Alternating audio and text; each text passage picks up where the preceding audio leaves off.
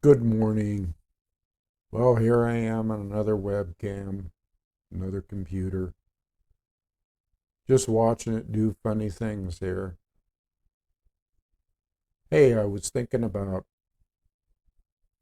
a way to awaken mankind. See how when I move around, I'm telling you, every time I mess with a new computer or try to fine tune it, it either gets too dark or too light or it changes or see, it's okay.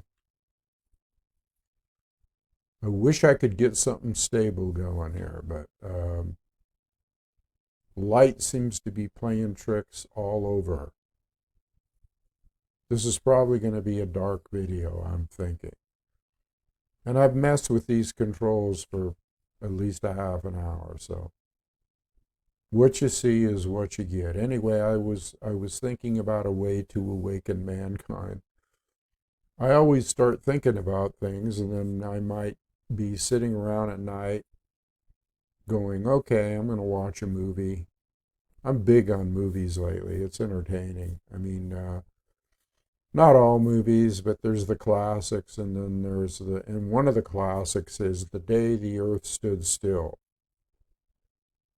I like to watch the classics like They Live and The Day the Earth Stood Still. It's just entertaining to me, especially these apocalyptic, or I won't say apocalyptic, I'll say, well, it is apocalyptic in the way, but not in the biblical sense. It's more like Earth changes. But this one was a little bit different. This one was based on an old film called "The Day the Earth Stood Still," and I'm thinking, what happened in that movie was very interesting because you had a watcher or an alien or whatever, people from another race came down, and basically they saw that mankind was destroying the earth and that the planet was in peril, which is exactly what's happening right now. And they decided to come down and have a talk with the people at the UN, uh, so that they could try to work things out. Well, lo and behold, as soon as they came down and landed, they fired missiles and did this shit and that shit and tried to destroy them and capture them and do all this kind of stuff. Not a very warm welcome. So the decision was made to just exterminate mankind and let the planet start over. So in the around the end of it, okay, it was a little bit different than the original because the original was basically all electricity, all power, all fuel, all movement was cut off, and they did that in this movie too. It was pretty interesting, but it was more a peaceful thing at the end. But that came to my mind, that triggered something in my mind about, now we know about EMP attacks and we know about X-class flares. An X-class flare could wipe out all the grids in the satellites, communication systems. Everything would go down basically if you had an EMP attack. But if you have an EMP attack, then what happens is you're shit out of luck for a long, long time because everything would have to be rebuilt. And that would take decades. It would not be a pretty picture for those who are accustomed to the comforts of life. But if you had a way, okay, to interfere with all electrical circuitry, or let's say just interfere with all electronics, you would have the earth would stand still for a day. In other words, nobody would be able to get in their cars because there's electronics in cars. would be able to fly. Nobody would be able to listen to their televisions, and nobody would be on iPhones and cell phones and computers and things like that.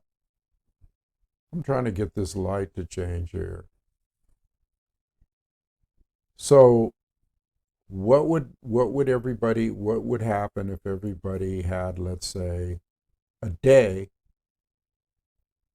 Let's say the aliens came down and said, we're going to turn everything off for a day just to show you what we can do. And if you want to straighten up and fly right, especially to the world leaders, that type of thing. So if they turned everything off for 24 hours, let's say, or 48 even, mankind would be sitting around looking at the loss of everything. I mean, everything: air conditioning, refrigeration,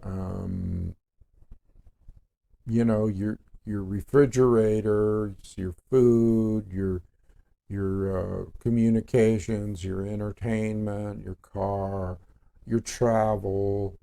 Everything would be shut down. And basically, everybody would be helpless, including the world leaders. The world leaders would be helpless as well. They'd have their thumbs up their ass trying to figure out what to do, and they wouldn't be able to do a damn thing. So that would be a way to awaken people as to how powerless they really are in comparison to, let's say, an advanced intelligence. I think I'm doing magical things here. An advanced intelligence that just came down and said, look, we've had enough. You're hurling bombs at one another. You're having wars. You're polluting the planet, and not just with carbon emissions, but you're just polluting a planet by not being respectful, throwing trash on the highways, polluting the rivers with chemicals coming from your plants. You're just basically, hurtling bombs at one another and blowing huge craters in the earth. You're just basically, what you're doing is you're destroying your planet. And we have to do something about it. And we are going to do something about it. And what that is that we're going to just stop you in your tracks. We're going to stop everything, all commerce, everything, and let you realize that you can either take a little vacation and enjoy this respite from all the insanity and basically reflect on what you're doing to the planet and what you're doing to each other. Now,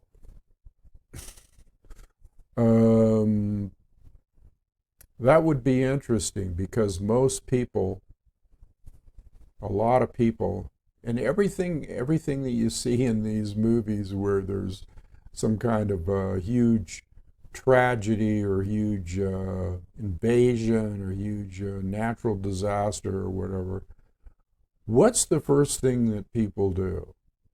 What's the first thing that people do?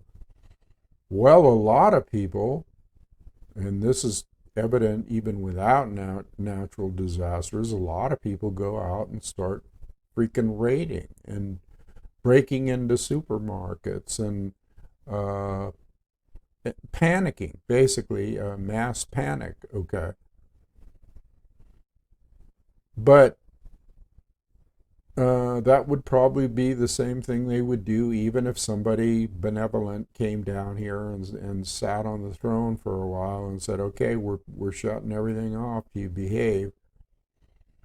The heart of man sometimes doesn't even think about, they just think about, oh my God, they're here, they're controlling us.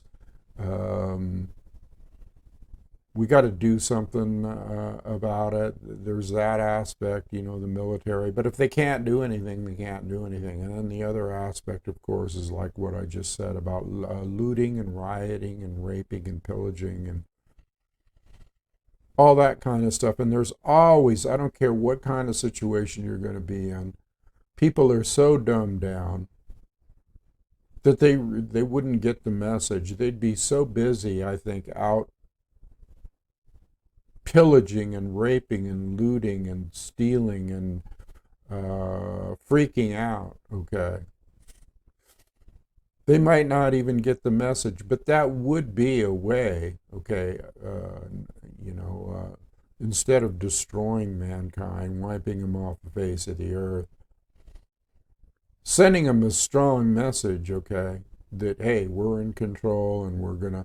Now they may not rape and pillage and loot if there was a giant message coming out, or let's say the minute they started to do this kind of stuff, they were the people that were doing this kind of stuff were stopped. See, I touched my glasses and were stopped dead in their tracks, by the whoever was in control here. I'm just rambling and fantasizing here as to what it might take for people to wake up without having to destroy the whole planet. I mean, not the planet, but the people on the planet. It's very interesting, human nature. It's very interesting